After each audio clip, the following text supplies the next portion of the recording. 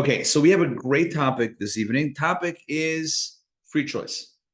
How free is free choice? We're going to get into the philosophy of free choice. We're going to get into the spirituality of free choice. We're going to get into the Kabbalah of free choice as the conversation unfolds. But first, we're going to enter with a little context. So, what's the context of today's class? I'm glad you asked. I'll tell you. This week's Torah portion is Shelach. Shelach means send, and it's the Torah portion that speaks about the very famous story of the sending of the spies. So I feel like I'm going to give a little bit of background, and that's how we're going to jump into it. Okay, so here we go. So here's some background. Ever since God and Abraham communicated, and when you look back at the book of Genesis, and God communicates with Abraham, so clearly Abraham is the chosen one. God says, you and your descendants will be special. Those that bless you will be blessed, and the opposite is the opposite. And so clearly there's a strong relationship. And multiple times in the Torah, God promises Abraham a legacy. But he makes two promises. God does to Abraham. Number one, I will give you descendants. And number two, I will give you a land. And you never see one without the other. It's always, the physical progeny. You will have descendants. You will have children, grandchildren, great-grandchildren, etc. It's going to be a people, number one. And number two, you'll have a land. You'll have a space to call home. As we know, the blessing of children did not manifest within Abraham and his wife Sarah until Abraham was 199 or 100 years old. So it took many years until that happened. He had a son Isaac, also Ishmael, but with Sarah he only had Isaac. And then Yitzchak has two sons, Yaakov and Esav. Yaakov is the good guy. Esav, he would be a candidate for most improved guy. That's what he's gunning for. The point is that the blessing is repeated to Yitzchak, Isaac. It's repeated to Yaakov, Jacob. The same blessing of a nation, a legacy, and a homeland. And literally all three patriarchs, Abraham, Isaac, and Jacob, get the same blessing. And it's probably a half a dozen to a dozen times in the book of Genesis, we have this idea: you'll have children and you'll have a land.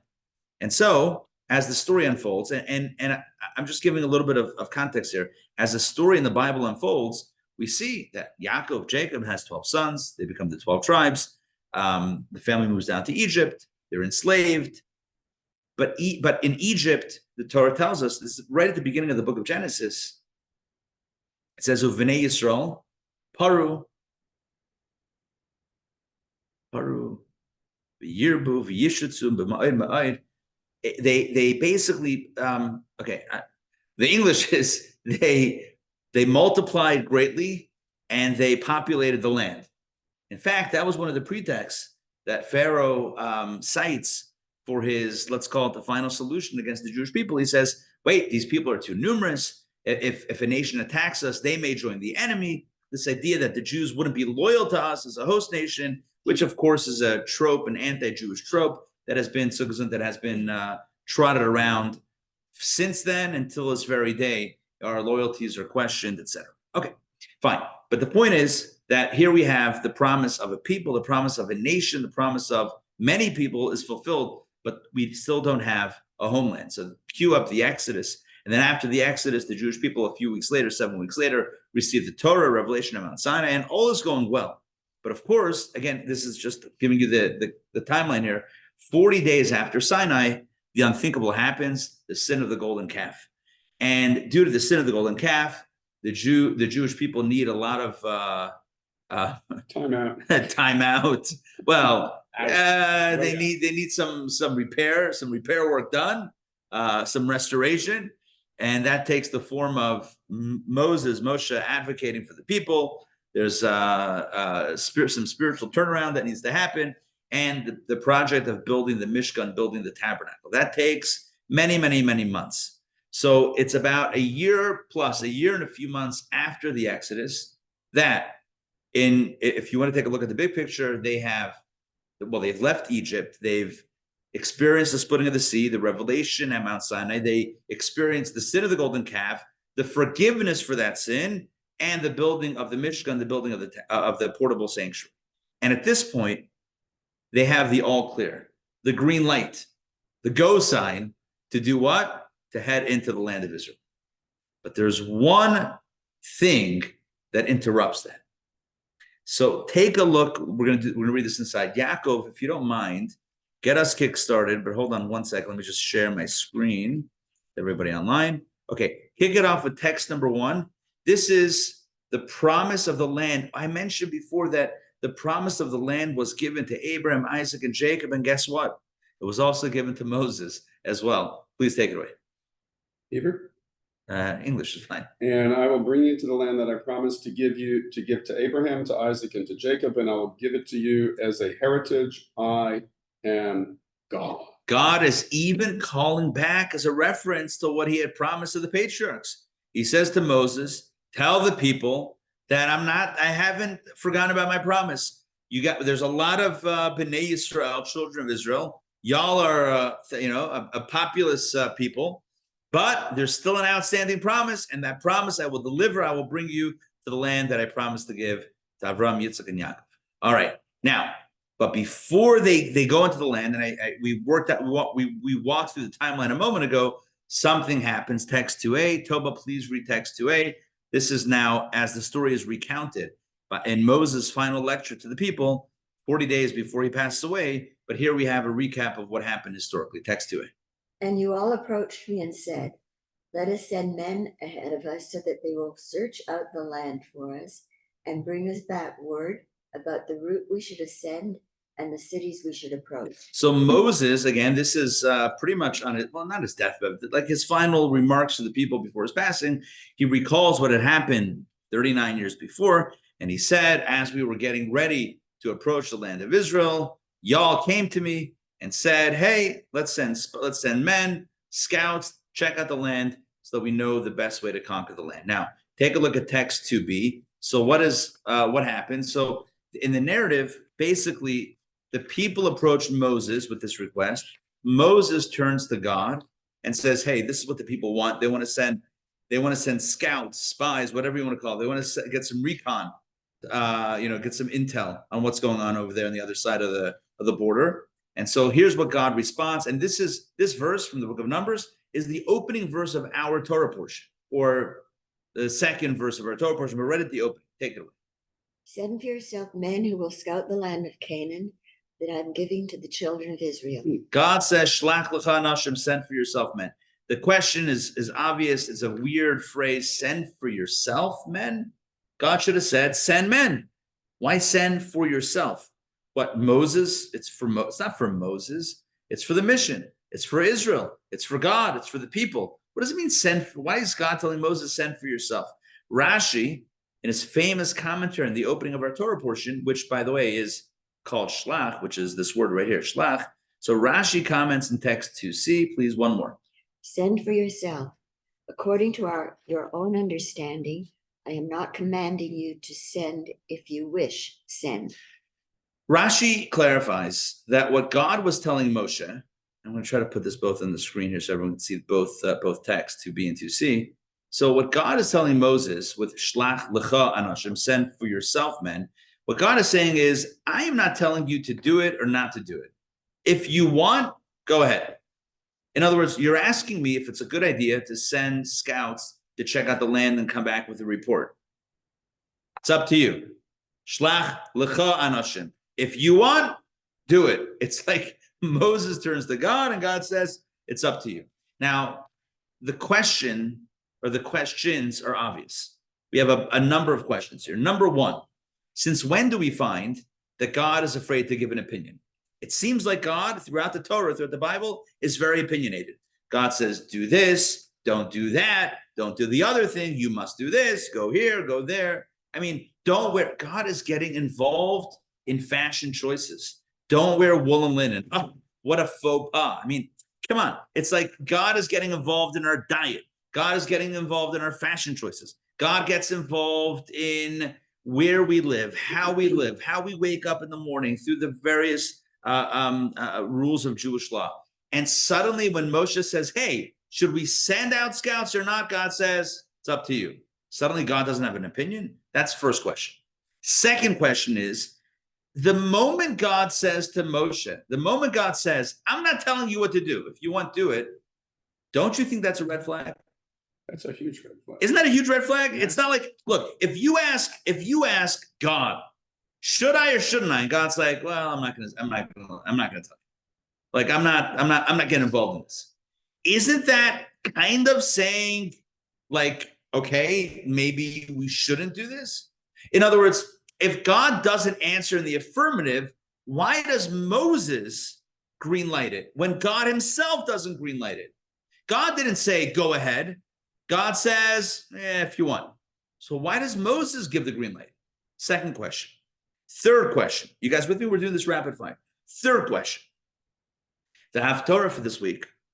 And I feel like I should just give a quick note about what that is. So every Shabbat, every Saturday, in synagogues, shuls, right, around the world, so the Torah is read. And we read each week what's called the Parsha, which consists of several chapters of the Torah, of the Hebrew Bible, that's read publicly, divided into 7 different readings, and it's chanted, and the congregation follows along, etc. That's the way it works. And then after the Torah is read, it's rolled up, because it's a scroll. It's rolled up, it's covered, and you pull out a second book. Well, not a second book. You pull out a book after you finish reading the scroll. And the book is from the books of the prophets. And every week, every Shabbat, after reading from the Torah, from the 5 books of Moses, we read another excerpt from the books of the prophets. So it could be from the book of Kings. It might be from the book of Samuel. It might be from the book of Joshua, or from Isaiah, or from Ezekiel, etc. Why historically did this happen? What's the reason for this? So historically, there were times in Jewish history when the governments, who were not friendly to the Jewish people, forbade public Torah readings. They were not allowed to read from the scrolls. So instead of reading from the Torah, they pulled out the other books of scripture and read. And then when these rules were abolished and Torah was allowed to be read again from the scroll, they kind of kept this custom to read after the scroll, after the Torah itself, the 5 books of Moses are read. So then you read also from the Haftorah, from the from these other works of scripture. So we do both. Much to the consternation of bar mitzvah boys, it's more to read. I know this because my son is getting ready to learn his Haftorah, which is the additional reading in addition to the Torah portion. Okay, so that is that. So in this week's, and usually one more point on that, the theme of the Haftorah is similar to the theme of the Torah portion. That's why it was selected for that week. So the Torah we read sequentially from Genesis through Deuteronomy, but the Haftorah that's read each week after the Torah reading is picking and choosing from throughout Scripture. There's no order, but it's thematically connected with whatever reading is read that week. So this week in the Haftorah, we read from the book of Joshua, and we read about how Joshua, who was the leader of the Jewish people after Moses passes away. So Moses dies. The people are still not in the land of Israel, and it's Joshua who leads them, Yeshua, who leads them into the promised land. And before he leads them into the land of Israel, guess what he does? He sends 2 spies himself. So Moses sends spies, right? And then, I don't think I mentioned this yet today. And the mission failed spectacularly, right? Moses sends spies. The people approach Moses, say, hey, let's send people to check out the land. Moses says, let me ask God. God says, do whatever you want. Moses greenlights it. And what happens? It blows up. 10 of the 12 spies come back with a negative report. The people panic. God says, fine, if you don't want to go into land, you won't go into land. And 40 years of wandering is decreed. I should have said that before. So that's the arc. That's the full narrative arc of the story as told in this week's Torah portion. So we have 3 questions. Question number 1, why didn't God say clearly yes or no? Why does he say it's up to you, Moses? That seems weird. Question number 2, if he did defer, if God didn't answer the question, why did Moses think that was a good idea to go ahead with it? That should have been a red flag. And number 3, why is it that 40 years later, after all the wandering in the desert, because of the mistake in sending the scouts and the bad report, etc., why is it that Joshua, Yeshua, the next Jewish leader, why does he, before leading the people into the land, he himself sent spies? What was he thinking? Question 4, why didn't God warn Moses about his decision if he made the wrong decision? So why doesn't God intervene and tell Moses, FYI, you chose the wrong door? That's the wrong answer. Right. Okay, so these are the questions. I have one more question. Why do they have to be punished? Oh, okay. Question number 4. Why the punishment? Why the punishment? Right. By the way, Maimonides, interesting. That's a good question. Maimonides, because that question we won't answer in the context of today's discussion, but I'll just mention it quickly. Maimonides in his Guide for the Perplexed says the following. He says that it wasn't a punishment.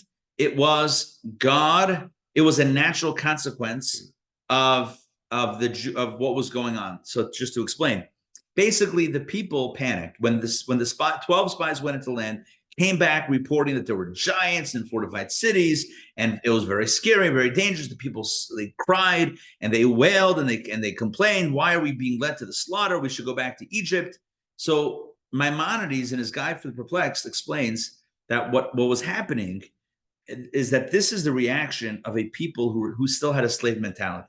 This is a reaction of a people who still weren't courageous, who were not as of yet courageous and bold enough to take on a challenge. They were basically gun shy. They were jumping at any sign of conflict or challenge, and thus they didn't have the internal or the intestinal fortitude, as they say, to stand up and face this type of challenge and this rigorous effort in taking the land of Israel. And so God says it's not as much a punishment as it is God saying, okay, you guys are not ready, no problem. The next generation, your children born in freedom, they will be the ones to do it. In other words, God has a longer view of history. It's not like if it doesn't happen now, it's never going to happen. I mean, that's like a very narrow view. God says, not you, the next generation. We got this. All right, you guys live, you guys enjoy, you guys do your thing. And when you pass away, then your kids are going to go into the land. And it's interesting, actually, in the Torah portion, God says the phraseology is actually that the very children that you're claiming are going to be slaughtered if you attempt to go in, those are the kids that are going to end up conquering the land. In other words, you're worried about the kids are fine. It's you're the one that's afraid. You're projecting on the kids. You're saying, oh, the kids are going to they're going to kill our women and children. It's like, take it easy. They're going to be fine. You'll see. They'll be fine. It's you're the one that's gun shy. All right, and if that's the case, no problem. But let's get back to our core questions. The core questions were, why doesn't God give a clear answer? Why does Moses go ahead with the decision? Why does Joshua double down on the decision even after it blew up the first time? So what's going on over here? And in order to answer all these questions, we're going to kind of slip into a conversation about the notion of free choice. And if you saw the email, and I think you should have all seen the email. If not, reach out to me and I'll get you on the email list. You did not get it? Good. Toba, one day we'll figure out what's going on with my emails, my ghost emails. I do send them out. It comes out on one of these things. So here we go. So we're gonna segue into a conversation about free choice, and we're gonna start with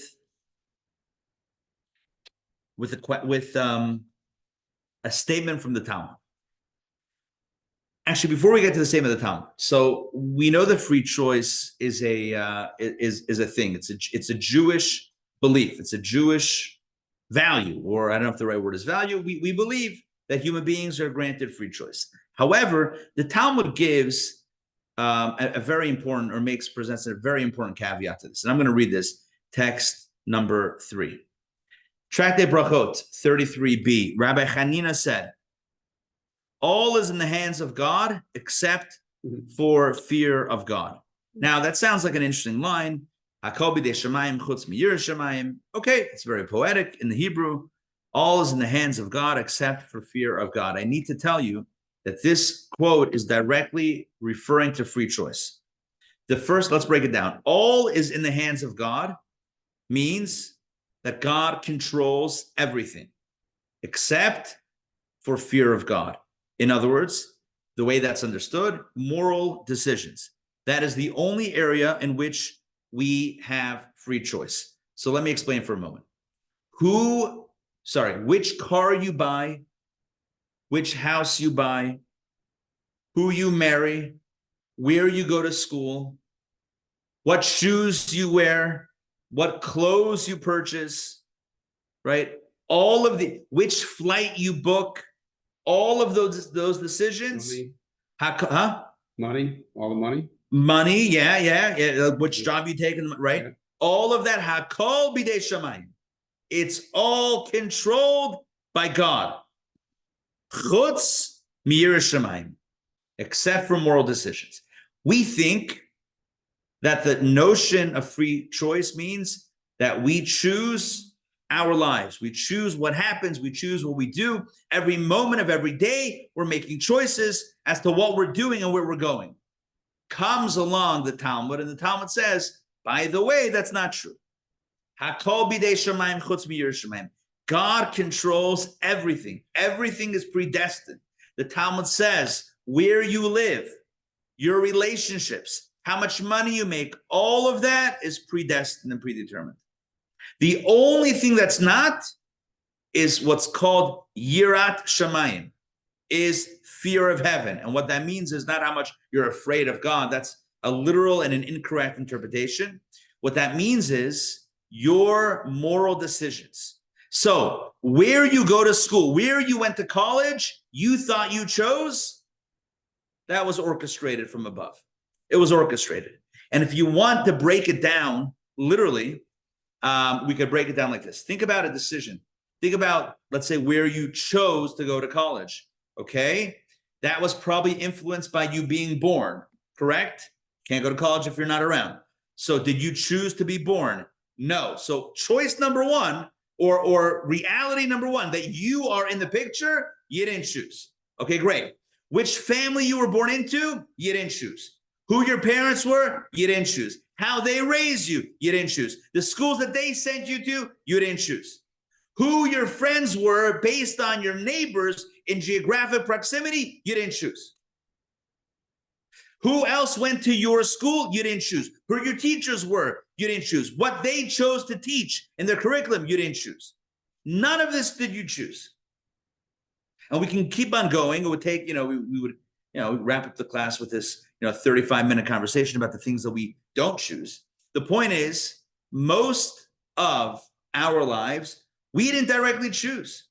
We were put in certain situations, certain circumstances. So yeah, by the time it came time to choose a college, there was a lot of history, a lot of baggage, as it were, not negative baggage, but a lot of influence, right? The type of person you are, the type of education you got, the value system you were raised with, all of that stuff was working to influence your decision.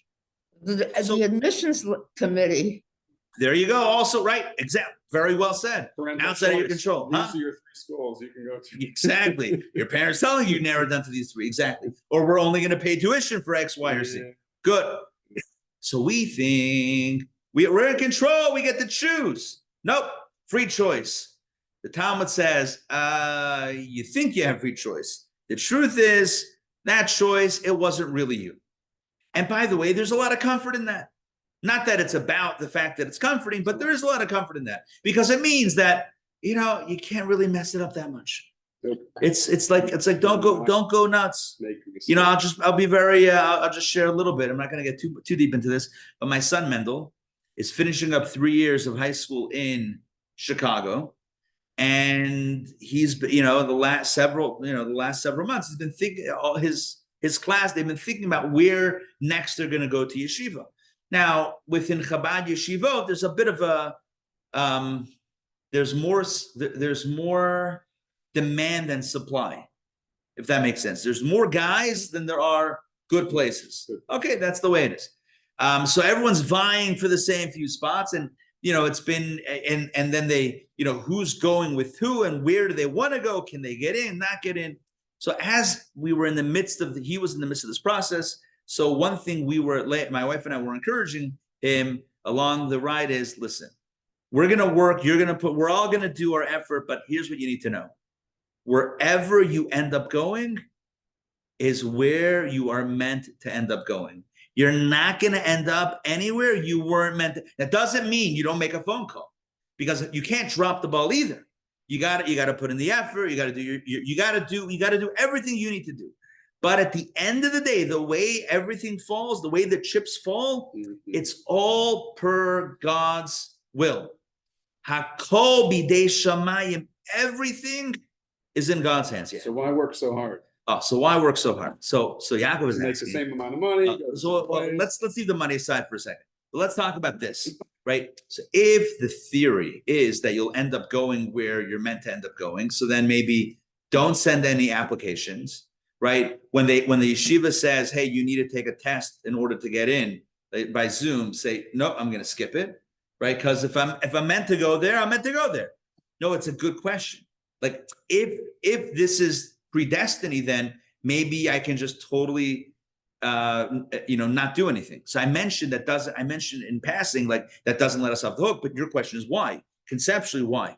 And I think the answer is, it's a good question. I think the answer is because as the Torah says, I believe it's Deuteronomy, Uve'erach Hashem Elokecha b'chol asher ta'aseh, that God will bless you in all that you do, which means that yes, God will bless you, but it's the blessing is manifest or is conveyed through human effort and through human action, which means that we have to do the work. We have to put in the effort. And so when it comes to Parnasa, for example, it means we have to make a cake. We have to do the work. But the way it's framed in Jewish philosophy and Kabbalah is that we're making a keli, which means a vessel. You're making a vessel. Now, what goes into the vessel, what's poured into the vessel, only God pours. But you got to create, if God is pouring and your hands are not out, you can't catch it either. So if the blessing is, getting back to the yeshiva, if the blessing is that this child, this young man is going to go to this yeshiva, but you haven't filled out an application for him, so kind of like the blessing is there, it's ready to be captured. It's like radio waves or TV waves but you don't have a tuner. You're not gonna catch it. You're not gonna be able to enjoy it. And so the same thing is true with the blessing. Yes, it comes from Hashem. We have to do our part, but we're not creating it. We're not creating it. We're enabling the ability to be receptive to it. But the point here is that when the Talmud says, everything is in the hands of heaven, we really believe that. We believe that God is in control of everything. God's in control of how long we live, of the very fact that we are here right now all together. All of that is, studying Torah may fall into the other category. So everything is in the hands of heaven, except for what? What's the exception? Miras Shamayim. Miras Shamayim is not exactly fear of heaven. It means any spiritual or moral choice, anything that is associated with right and wrong, good and evil, right? That decision of right, wrong, good, evil, holy, unholy, that's where the human being has free choice. That's the arena of choice. What shoes you're wearing, where you're going on vacation, all of that stuff, that's all you think you chose, you didn't choose. God, listen, I just, again, sharing more stories. My wife this morning, took a flight, headed to Chicago, ended up in Kansas City. That's the way it is. There were storms in Chicago. The plane couldn't land. They got rerouted. And instead of a 2-hour flight, it was a 10-hour journey. And you know what? That's the way it is. There's no place like home. There's no place like home, except when you want to go to Chicago, and then maybe Kansas is not everything it's cracked up to be. I literally got a text from my wife because WhatsApp, because she had Wi-Fi on the plane. She sends me a screenshot of what's going on, and I'm like, you've got to be kidding me. It left 2 hours late, and then it got diverted, and then there was a stopover. Anyway, it was a long journey. Thank God the for point, all of those diversions. by the way, and thank God, right? Thank God, yeah, we 100%. Thank God, flight, everyone got there safely. Yeah. That's the main thing. But what's the point? The point is that we think we're in control. We are in control of so little. Objectively speaking, so little. Do we control traffic? I mean, that would be nice. What about traffic controllers? Traffic control, right? And listen, we are in control of so very little in our lives. We want to feel like we're in control, but we're really not. The one area we are in control of, right and wrong, when we have a moral choice in front of us, do the right thing or do the wrong thing. That's where God steps back and God says, okay, I have orchestrated everything up until this point. But at this point, door number 1, door number 2. Now it's your choice. Not door 1, 2, like which ice cream shop we're going to go to today. Door 1, the good choice, a positive moral choice. Door number 2, a negative moral choice. Okay, that's where free choice comes in. So if we have going for something big, let's just say the university. Number 1, your son could just, eat potato chips and play video games all day. Or he could apply for an easy, low-hanging fruit, or he could really write essays and make phone calls. So is his ultimate decision already, is it already done? Is it already written? Or does he have ultimate choice over how much, growth he has and how much he can ask or expect, or, how does he's raising the bar in a personal expectation. I'm having a dream, a bigger dream. Is that not personal growth? Is that not, not good versus evil, but growth versus stagnation, which seems like in the moral realm, it's just growth versus stagnation. Good. Mitzvah versus non-mitzvah, growth versus right. So I think you're asking a question. It's like, how do you define this area wherein there is free choice between right and wrong? Would you put that into the degree to which you apply yourself, for example, in school or in other areas? Is that and the level to which you succeed in that? Would that be considered something that God orchestrates and you're just kind of opening up the channels for, or is that something in which you're creating through your choices? I don't know. There might be some gray area there. I don't know that I can definitively say which is which, but these are the general rules. So in general, it's kind of like, I don't know, I would look at it as like a play, think about a theater. So you have the backdrop you didn't create. Everyone else's character you didn't create. All of the lines that they're going to say, all the things that they're going to do, you didn't. Right? None of that, all of that is scripted.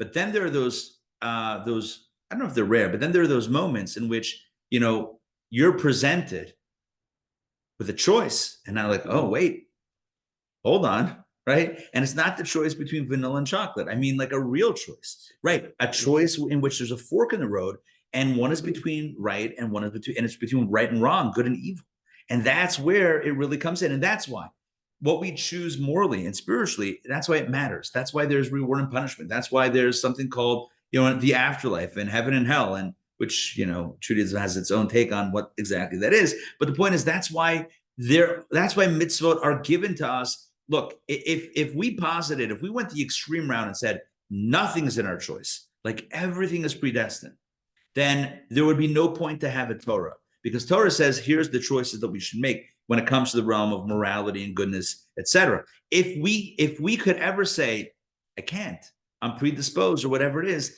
then Torah would have no role. So, and this is what everything that I'm telling you right now is what Rambam, Maimonides, posits in his works of philosophy. He says the fact that we have a Torah, that itself is predicated on the belief that we do have choice in these areas. In other words, we have a choice, and thus we're given guidance to tell us which way to choose. So all of which to say, because I want to kind of wrap this part up so that we can extend this to the next level. So all to say that in general, choice, we don't really have. God runs the world. And that means, God is involved in the details. And there's the doctrine of constant creation. God didn't only create it once and then, one and done, but God is constantly involved, completely hands-on, which means everything is orchestrated except the moral choices, which begs the question, why not the moral choices? Maybe God should control everything from A to Z, as they say in South Africa. Maybe God should control everything, the whole kit and caboodle. Why does God give us the area of free choice with regard to moral choices and moral decisions? You probably know the answer. I'm sure we've discussed it before, but the core answer is because that's really the purpose of existence, right? The purpose, and there's different ways to frame it. I love using the relationship analogy. So just very quickly. So imagine you're looking to be in a relationship, and imagine you can create, you can program, you're a coder, you can create software to create a thing, whether it's a robot or whether it's a computer program. You can create something that expresses its unlimited love for you. It's uninhibited love for you. You're able to program it to say all the right things, and do all the right things to you, and it declares its love for you every single day, every moment of the day. How would that make you feel? That's so great. On the one hand, oh, it's nice. On the other hand, you know that you programmed it to do so. So how exciting is it? Imagine you program something to send you a text.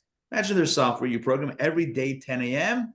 You get a text from the software that you programmed that says, oh, thinking about you, hope you're having a great day, love you. And then you get that text. Is your heart gonna be warmed? Oh my gosh, oh, they care, they're thinking about me. Or will you say, hello, that's me sending myself a message.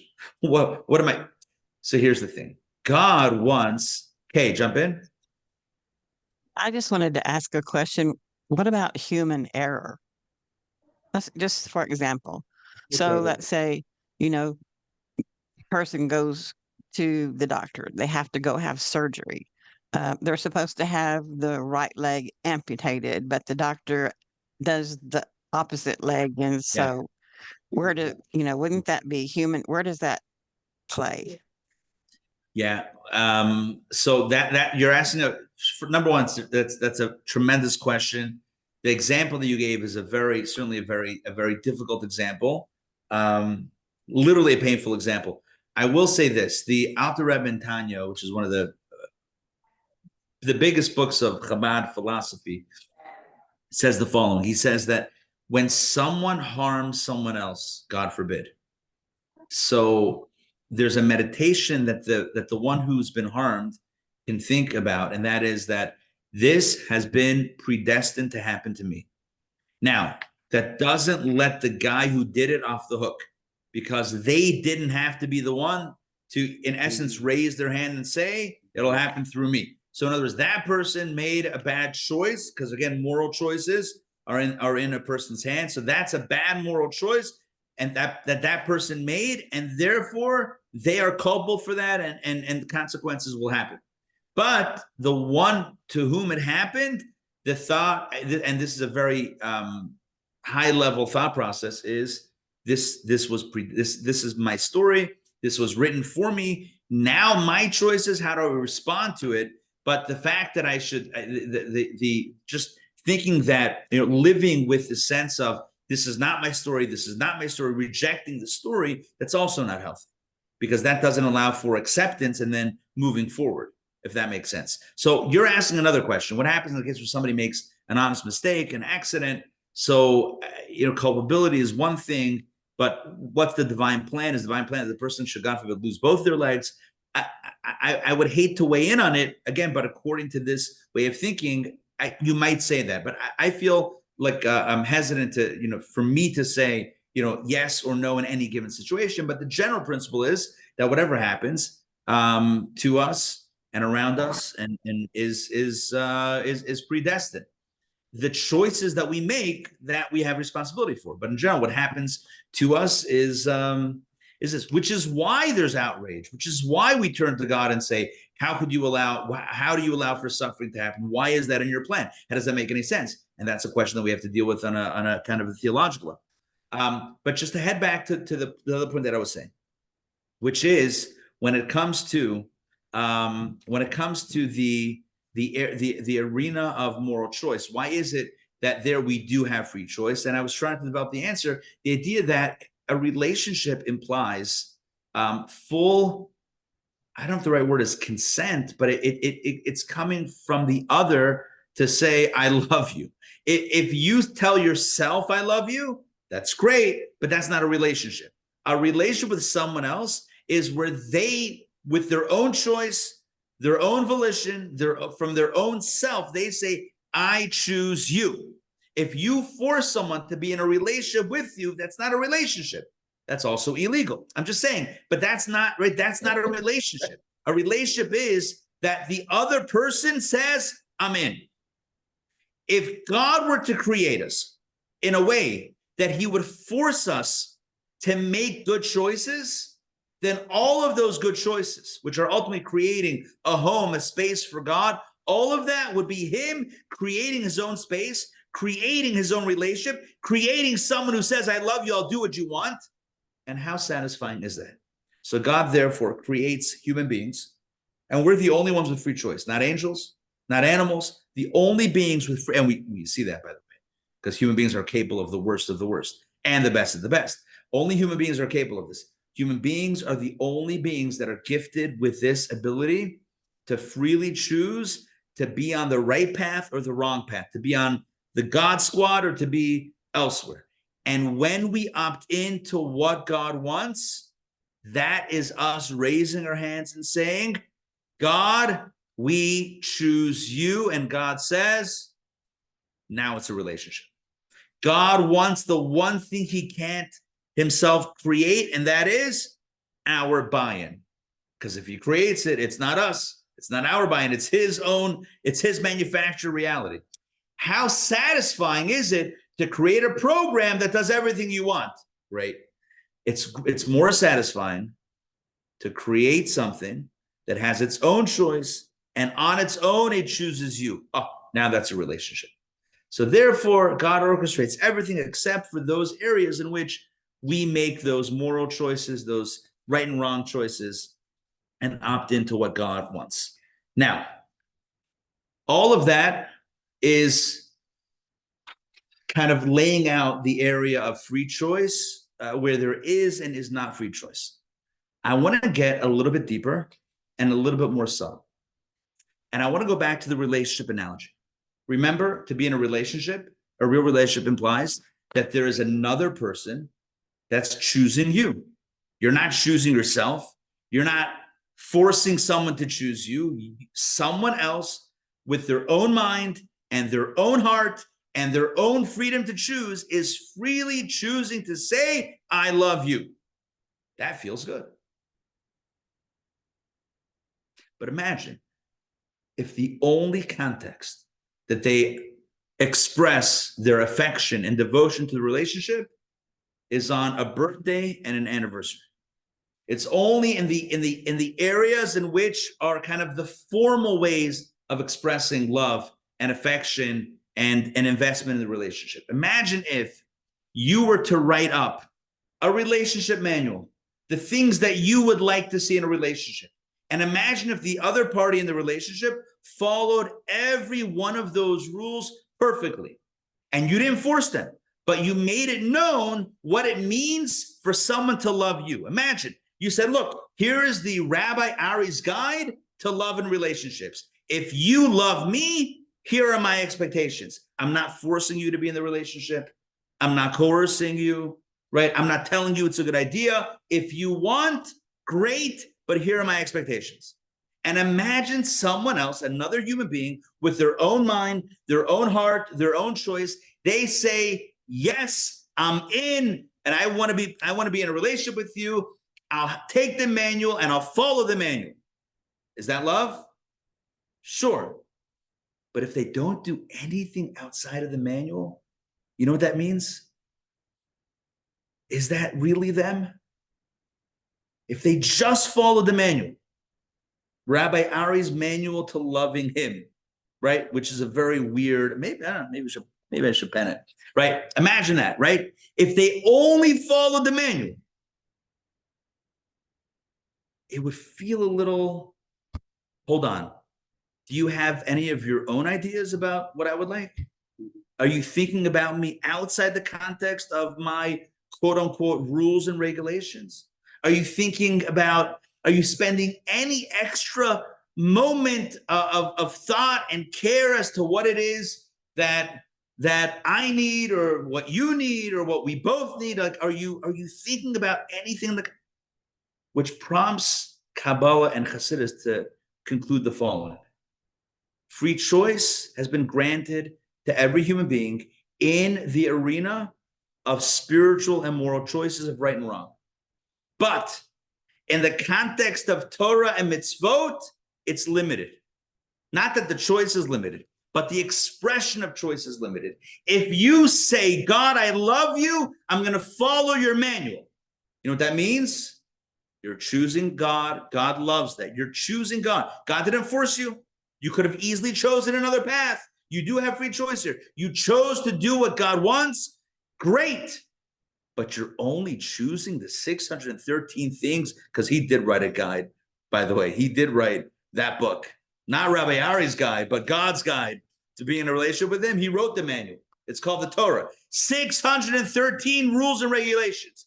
If you just follow that, if you don't do anything beyond that, okay, that's a great, you opted into that relationship and you checked every box, but you only checked the box.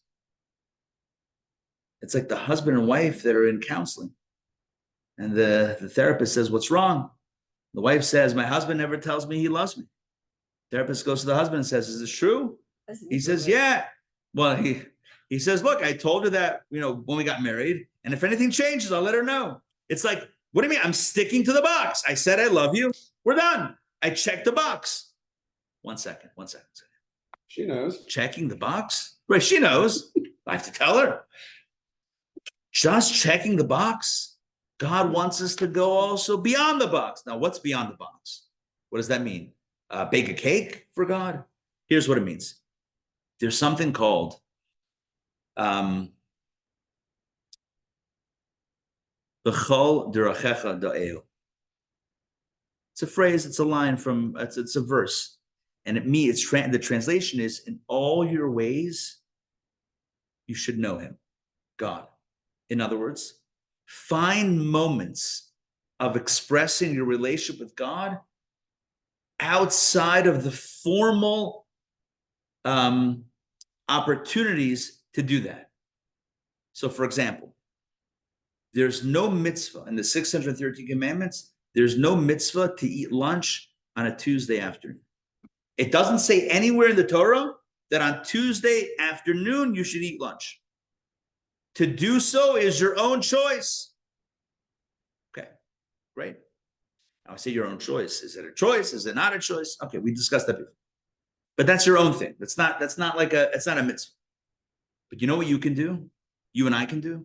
We can make lunch an opportunity for divine connection by taking kosher food, reciting a blessing before eating it, and eating it with the intentionality that this food is intended to give me energy, the energy that I will use, and I will use that energy to help someone else out. I will use that energy to go to shul and daven, to do another mitzvah. So now I've taken eating, which is not one of the 613 boxes. It doesn't say anywhere that I have to eat. I'm taking something that is of a human activity, and I'm moving it into a divine space. That's my choice. That's another area of choice. Even though it's not one of the mitzvahs, it's not one of the pre-made, pull this lever, pull that lever choices, but I've created a new opportunity for a choice, a moral choice. Will lunch be a holy experience or a mundane experience? That is a choice that I can make. And by doing so, I declare my love for God, even in those situations that are not on the checklist. So yeah, God says on Passover, we're going out and we're only eating matzah. That's what God says. Every Passover, you and I are going to have a meal together, only matzah. If you do that, you checked God's box. Great.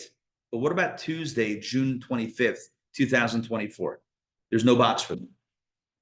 We can choose to make this a moment of expressing our love for God by eating the food with the right intention and the right focus and the right mindset. Now it becomes a holy experience. And now it becomes a meaningful declaration of our relationship with God. Does that make sense? So very just to give the larger overview, we have now 3 areas in which we can discuss choice or no choice. In the totally mundane areas of life, right? Which shoelaces I purchased to put in my shoes, right? There's no free choice. Yeah, you chose them at the store, whatever. Okay, that's number 1. Number two, in those areas that are Torah and mitzvot oriented, 100% you and I have choice. Yes, whether or not to do the right thing or the wrong thing, that's a choice. But there's another area of mundane activity. There's another area of mundane activity that we can choose to frame as holy, as a divine area of connection that is also within our choice, and that is the highest level. Let's go read text 7, very powerful text. Okay, I'm going to pull it up here. I'm going to read this. Text 7, the Rebbe writes the following. I'm sorry, no, not the Rebbe. This is Rabbi Yitzhak Ginsburg. He says the range of our free choice is not limited to the 613 commandments. On the contrary, our primary freedom of choice is exercised with mundane choices. By the way, that doesn't mean shoelaces. That means lunch. Things we do of our own volition without being instructed to do so vis-a-vis our relationship with God. In these areas, we make the choice with complete freedom, for as we said, our free choice is primarily emphasized in the context of prosaic choices. In other words, in the choices that are ours. If you choose the relationship with God, which is a choice, but you only follow his own checklist, you chose, but you're following his script. When we choose on our own terms, and not in a selfish way, and not in an egotistic way, but when we choose to kind of surrender our personal experiences and make them divine relationship experiences, that's the greatest expression of free choice. This is the secret to the time we find ourselves in right now. As I think we all know, we are currently in the month of Sivan. We are about to enter the month of Tammuz. Let me explain these months. The month of Nisan was the month of the Exodus. It's when Passover is. Then we have the month of Iyar with the counting of the Omer. The month of Sivan is when we got the Torah. The month of Tammuz, which is the upcoming month, that's a month in which, I don't know, various calamities happen, negative things happen, like the spies came back with a negative report. That happened on this during this time, the month of Tammuz, and then into the month of Av. So the mystics tell us that the month of Sivan and the month of Tammuz, right, the month that we're in and the month that we're getting ready to go into, so these are the 2 months, these are these 2 areas. Sivan represents the month of Torah. It's the month of following the book. It's you got your list of 613 do's and don'ts. God is telling you, hey, we're in a relationship. This is what I like. This is what I don't like. You follow it, your choice, you're good. The month of Tammuz is a month in which we have the opportunity to choose on our own how to express our love to God, which is, of course, more meaningful because it's coming from us. It's not just coming from him, it's coming from us. Take a look at the next text. I think you'll appreciate this text. Text number 8. 2 months. Here's what the Rebbe writes. The 3rd Hebrew calendar month, the month of Sivan, which is the month that we're in, is marked by God giving us the Torah from above. Even our reception of the Torah is inspired from above. We stand proverbially near Mount Sinai and receive the commandments as they descend from above, from God. The following month's theme, Tammuz, marks the Jews journeying away from Mount Sinai and initiating the worship of God from below. We begin to transform the world into a home for God according to the instructions received earlier at Mount Sinai. So yes, we are following the script, but we're also going a little off script. Not that we're doing things that God doesn't want, but we're also innovating. We're saying, look, if the person that you love, if you know that your spouse or significant other or whatever loves flowers, and you buy him or her whatever is flowers each week, that's great. That's your choice, and that's a beautiful choice, and whatever. But you know that they want it. But what if you go a little bit outside the box and say, I know they like flowers because they told me that, but I care about them. I'm thinking about what else I can do that's not on their list, as it were. I'm going to go and create something new, do something for them out of the box that I think they're going to like. Now, they may or may not like it, but it's certainly an expression of love. That's what the month of Tammuz symbolizes. Sivan symbolizes what you've been told to do. Tammuz symbolizes what you are brave enough to try out in your expression of love for the other.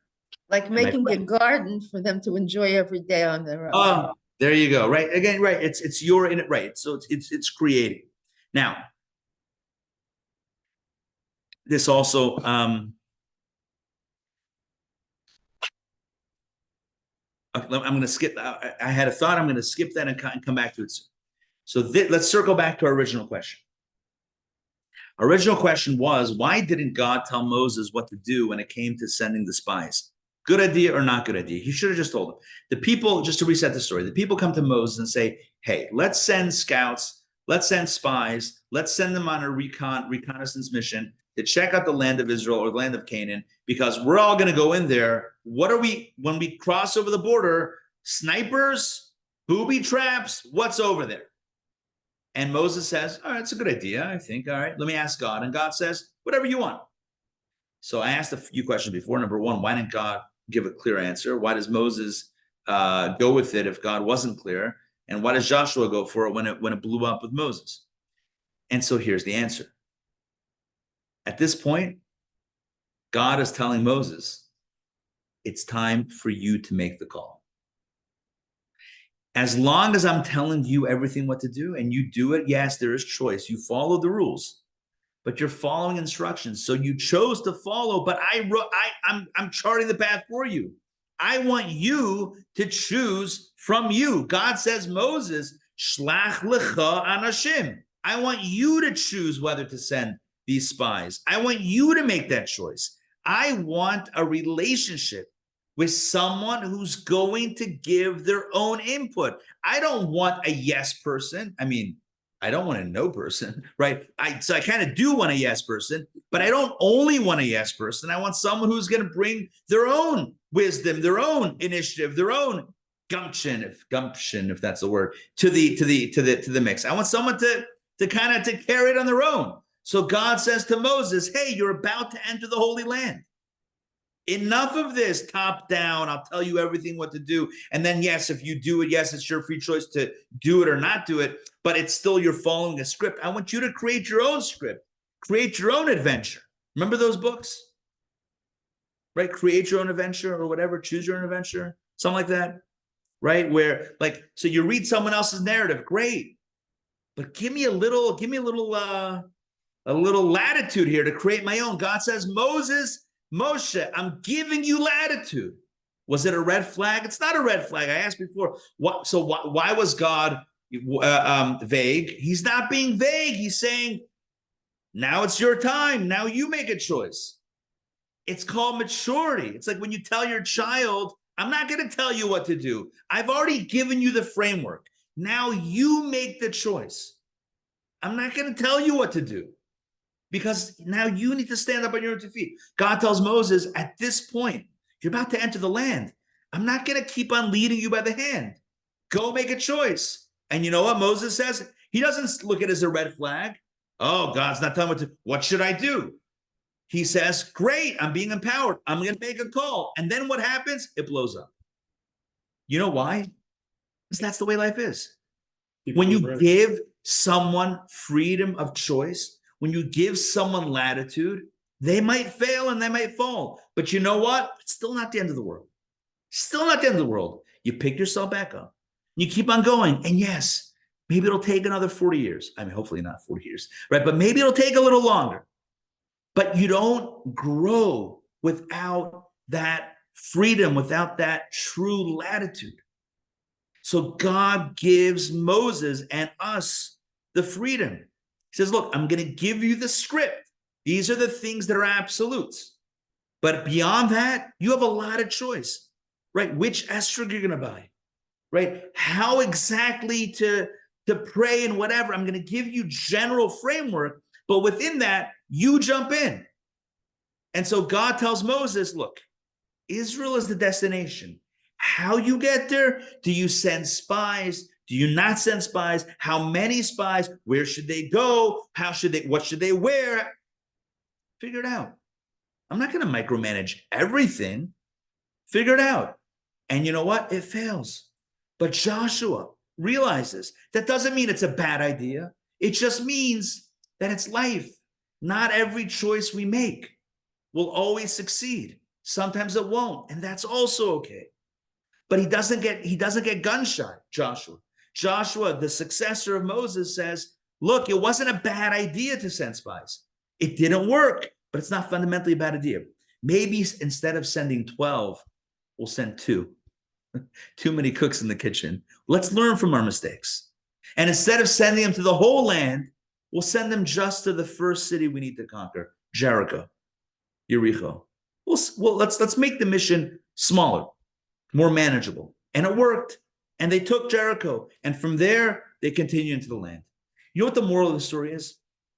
The moral of the story is that God not only gives us freedom of choice with a script, God also empowers us with a freedom and a latitude to think for ourselves and to figure out the best way to make this world a better place. That we must make this world a better place.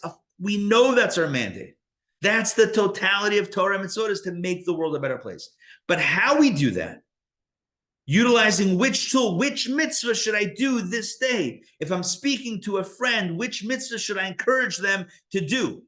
Come to shul together with me to pray, come to a class, come to an event, bake challah together, wrap tefillin together.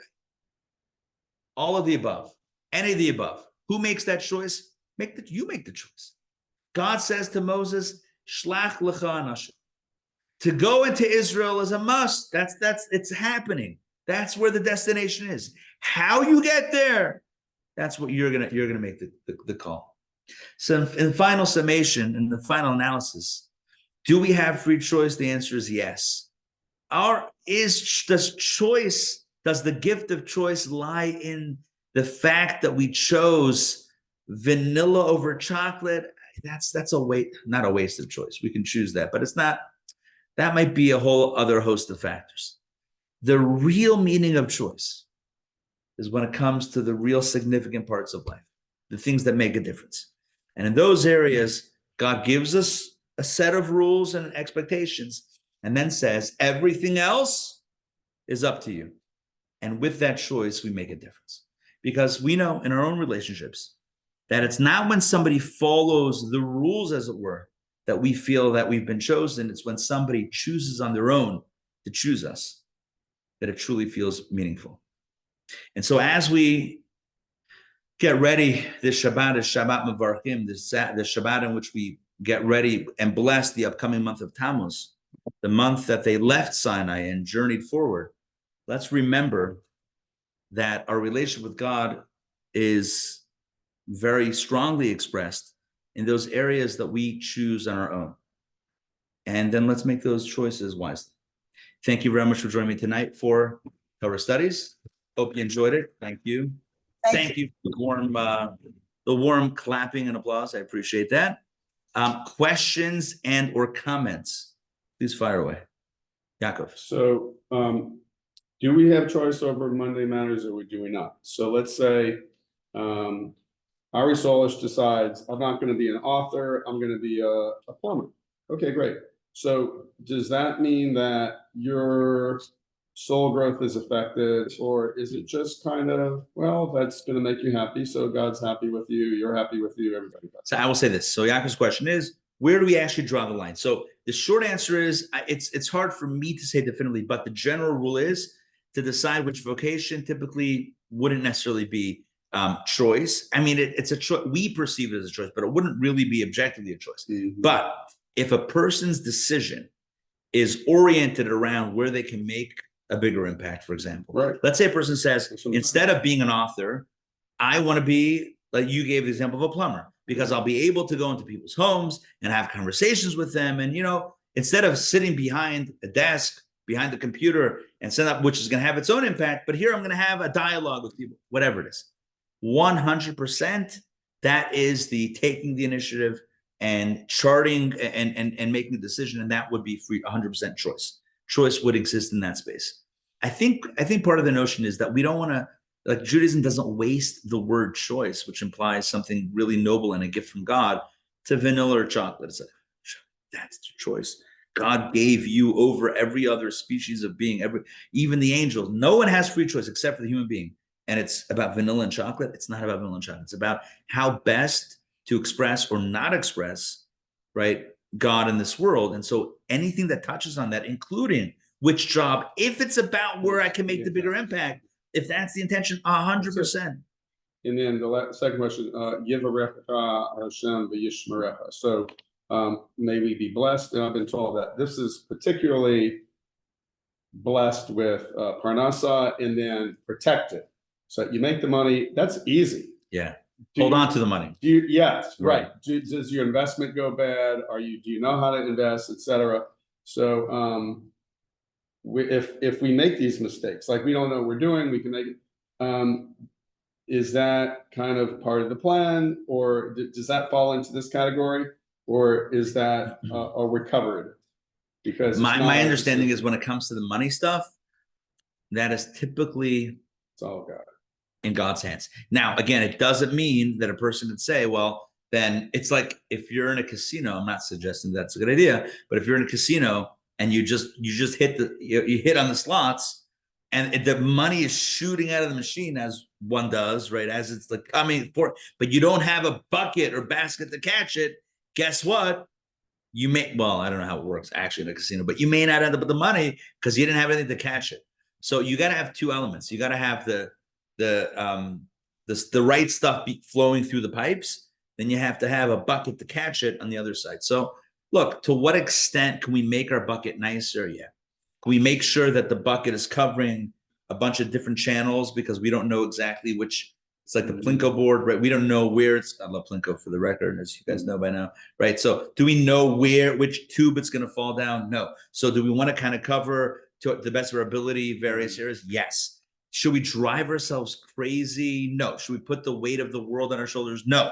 That's not good. That's not good anyway, because we're going to be too tense to be open to anything, to opportunities. Should we trust in God? Sure. That gives us confidence.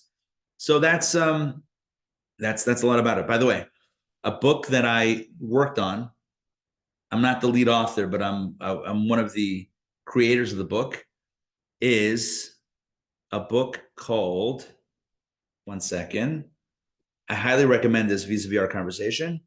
It's called, I want to say it's called Letters for Life. Did I speak about this in one of the classes before? I don't recall. No? I don't know. How is that Yes, possible? it is Letters for Life. You showed us a picture of the cover. I did, okay. Maybe we weren't there. We know who has a better memory. Or goes to So wait, oh, but maybe I showed that to you in person. Here, this is what it looks like. Can you guys see that? I feel like it's not showing up. Letters for Life. See that? Letters for Life? Yep. Letters for Life. These are letters of the Rebbe, hundreds of pages of letters and stories in which the Rebbe guided people to kind of reframe the challenges. And these are internal challenges that people were going through. And a lot of it had to do with money and relationships and anxiety and social interactions, like all the stuff that people struggle with on an everyday normal basis. The Rebbe got thousands and thousands of questions, and these are the letters kind of curated, letters of advice that were curated, presenting kind of 9 specific ways of thinking about self and thinking about the world. So I haven't seen the book in its final iteration. I was heavily involved in the initial drafts. This is going back a few years, so I'm excited to get my copy. So Actually, I do remember you talking about it. Might have been Sunday morning. it might have been a Sunday class, and then and then I had a few private conversations with people. But yeah, so that is a book that I would recommend along these lines, specifically the question about money and how to frame that, my role versus God's role. Right? Is God going to take care of me? Do I have to take care of myself when it comes to money? And like just how to frame that to allow to be as open as possible for the blessings to flow. There's so much guidance within within our tradition. It's really, really valuable. Questions, comments? Koba, you're good. Anyone online? Okay, everyone's good. Faye, something. Yeah.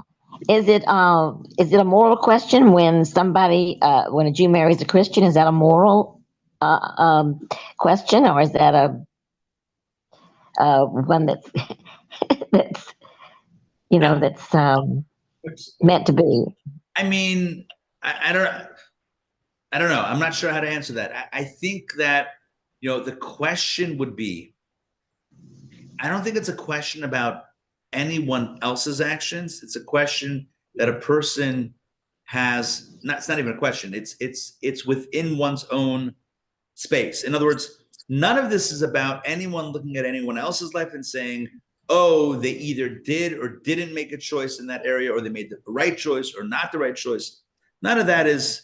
That's vis-a-vis judging someone else, which we're not meant to do.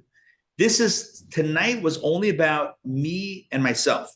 And I'm sorry that you guys had to listen to my own personal conversation with self, but I guess that's what we do here in Tuesday nights.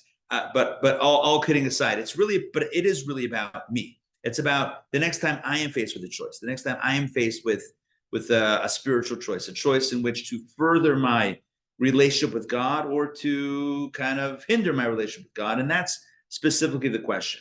So vis-a-vis that, I don't know, it would be contextual. And the question would be, how a person, what is bringing a person closer, and following the mitzvot is step number one.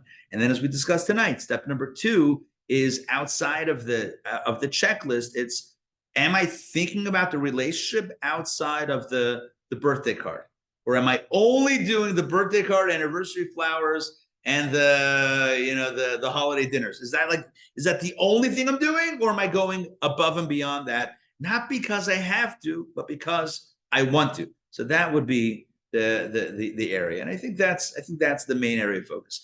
And again, vis-a-vis our conversation, the one thing I cut off from tonight's discussion, which I know you heard me say it before, I'm like, should I say it? I'll say it later. I never got back around to it. But one other element that's related is, it's also the difference between life in the shtetl back in the day in Europe and life in America, Jewish life in America today. It's the same thing. To be a Jew back in the shtetl, it was a little bit easier, because who else were you going to be? Yeah. Like you didn't really have much options. No one else wanted you. It's like, I'm going to assimilate. They didn't want you to assimilate. And sometimes, like, you weren't even welcome. Like, nice try. Oh, Yankel, what doesn't want to be a Jew? Good luck. That's who you are. In America, and so if we follow the rules in the shtetl, not to take away from anything, it's great. God loves it. Did you choose? I kind of chose you. In America, wow, this is the land of the free and the home of the brave, or braves, as one does. But like, this is literally the land of the free. So you can do anything. No one's forcing you in, and no one's forcing you out. I mean, you could do whatever you want. The Rebbe spoke very often about Russian Jews, Chassidim even, Chabad folks in Russia who put their lives on the line to ensure that Judaism remained strong despite all that was going on under communism, etc. And then they came to America and they stopped being religious. This happened to people in Russia. They fought they put their lives on the line for Judaism. They came to America. What happened? When someone wants to force something out of you, that itself causes you to hold on. It's like the analogy with the wind and the sun, right? The wind is blowing, you're going to hold on to your jacket. What happens if everything is fine? You can choose to opt in. You can choose to opt out. No one knows. No one cares. Do whatever you want. What do you want? Welcome to America. What do you want? No one's going to tell you to do it. No one's going to tell you not to do it. No one cares.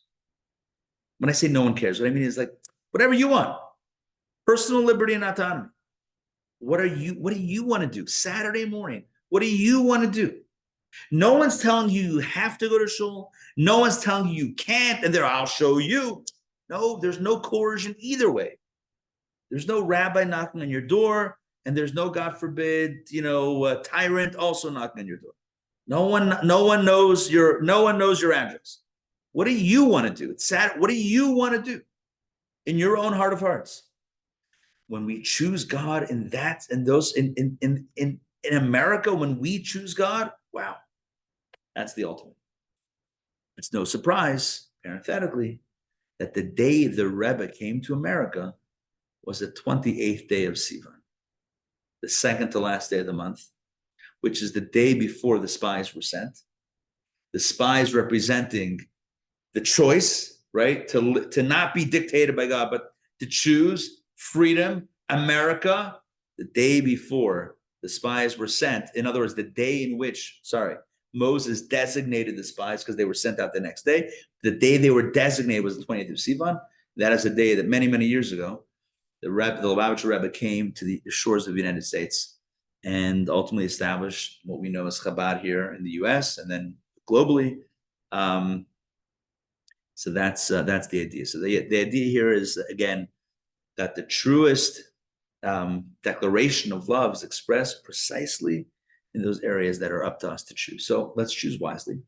But it's not about me telling you to choose wisely. You do it on your own because you love God and because you love me. Anyway, talk about guilt. Don't you love me? Aren't you going to make the right choice?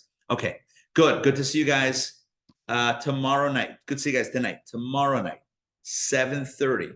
Come for the sushi and wine. Stay for the talk at 8 o'clock.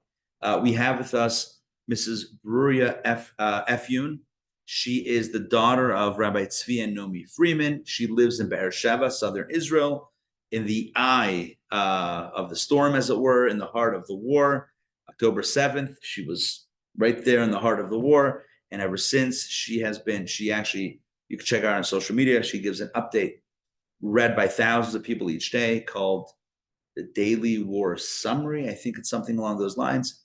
And she's going to talk about some incredible stories, personal stories, and stories that she heard firsthand from soldiers and others vis-a-vis the war. That the event is entitled "The War in My Backyard." Tomorrow night, 7:30 p.m. Be there or be square. Don't be square. Be there if you can. She's actually approved by the military. Yeah. So Yeah. I just wanted to add that. No, that's important. Yeah, she's high level stuff. Journalist, blogger, and activist. So very fascinating. It's going to be a fascinating evening. So I encourage everyone to attend if you can. All right, we'll see y'all hopefully tomorrow. Laila Tov, Shavua Tov, and we'll see you soon. Take care, everybody. Bye, guys.